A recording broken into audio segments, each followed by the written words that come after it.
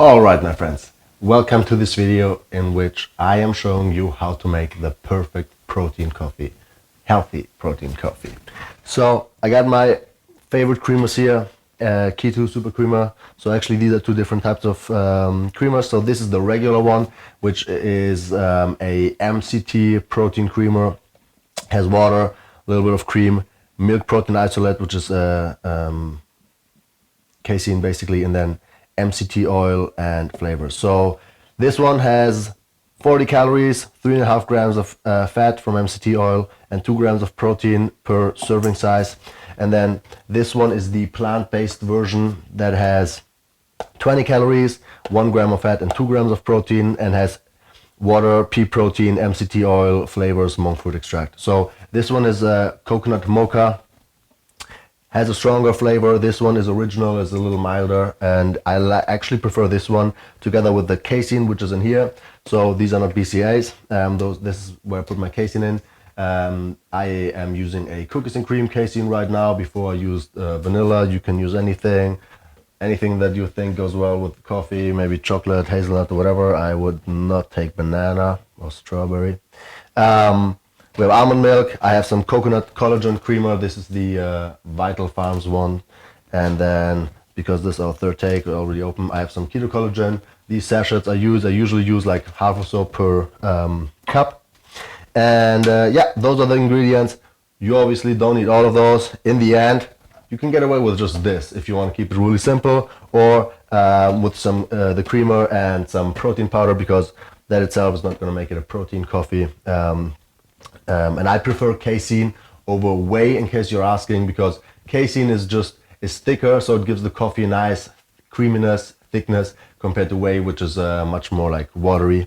So yeah, I have my decaf here, and what I personally do is I use around like a fifth or so regular coffee. The rest is decaf, just because I want to limit the amount of caffeine that I take. So this gives me, and I like to drink quite some coffee. I usually like two cups like this. I think it's a 16-ounce mug or so, and that leaves me 125 milligrams or so of caffeine, compared to whatever, like 400 or so, which I would usually get, or more. All right, so the way I go about this, I start with the creamer. This one's actually empty. I emptied this yesterday. I just kept it here to show you. So again, this is my favorite one. You get it. You get those at most stores. I buy mine occasionally from Amazon. The original one is my favorite, just again because I mix it with the casein, and this one has the mildest flavor. The casein has quite a strong flavor and is fairly sweet, and I don't want my coffee to taste like, I don't want it to be like a protein or like a cookies and cream drink with a little bit of coffee flavor. I want it to be coffee with just a little bit of sweetness, add some cookies or vanilla flavor or whatever. So I use some creamer, and then what I do is, I don't want to use a ton of creamer, and because the casein gets very thick, I add a little bit of almond milk, so that now when I mix it, otherwise it gets a paste, it's too thick and you can't really mix it.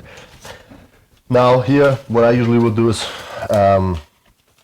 again, I'll just put like, already nearly done. I have some few more, but like I put like half of package in. Whatever, I'm not gonna do this now. You guys know this is getting stuck in there. So I'm just gonna do this. Obviously that's pretty much the same.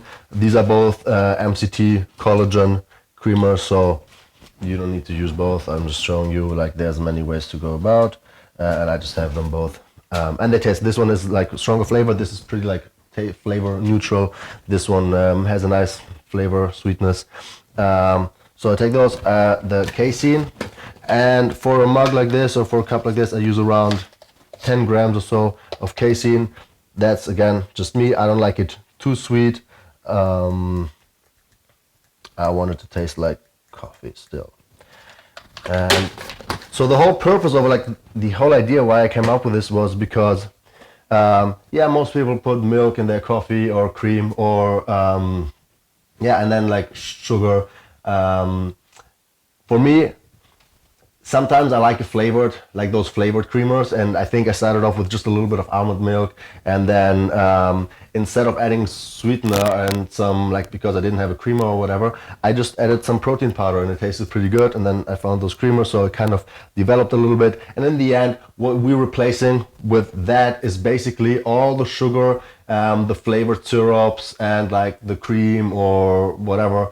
Especially you would put in the coffee otherwise, and especially if you go to Starbucks or so, those drinks are like calorie laden. They have tons of sugar, tons of fat, and yeah, they're again, you don't need it. This one comes pretty close. If you ask me, it's way healthier. Actually, this is something that is not just a better option. This is actually really good in itself, because what do we have here? We have protein, we have MCT, we have pretty much no sugar. MCT is a great source of fat for the brain as a fuel source. It's great for body composition. It's good for health. So MCT and then protein. Again, I don't need to talk about protein. No sugar, nothing else, nothing that spikes your blood sugar. So I have that here. I take the frother, and then you can come closer. So I just make sure all of that is mixed nicely, and then yeah, so I used quite some almond milk, but you can already see it's like decently thick, and usually if you let it sit for a minute or so, it thickens up even more. That's just the casein. Again, with whey, it will be like way more liquid and watery. And then take my coffee and pour it in as I just keep mixing. And that is that. And then, so this one now, I know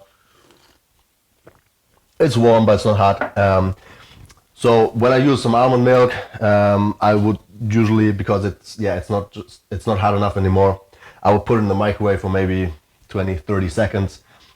If you just use a little bit of creamer, you don't need to, but the more liquid you add, like especially cold, because it's obviously out of the fridge, yeah, the colder the coffee gets. And if you want your coffee hot, put it in the microwave.